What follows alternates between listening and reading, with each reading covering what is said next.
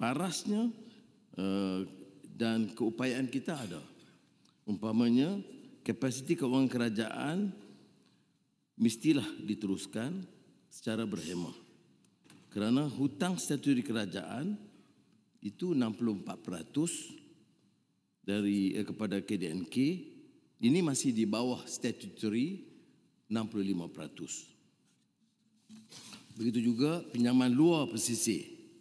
Sekarang ini 22.4 bilion ringgit, iaitu bawah daripada paras 35 yang ditetapkan. Bil perbendaharaan Malaysia juga tidak melebihi, kerana sekarang 4 bilion, paras kita 10 bilion.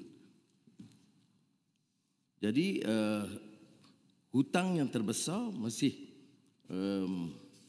1MDB yang diwarisi sejak 2018. Itu 34 bilion. Keseluruhannya 34 bilion ringgit, termasuk komitmen faedah 17 bilion ringgit. Jadi jumlah hutang 1MDB mencecah hampir 50 bilion ringgit. Yang sudah dibayar oleh kerajaan hingga kini ialah 42 bilion ringgit.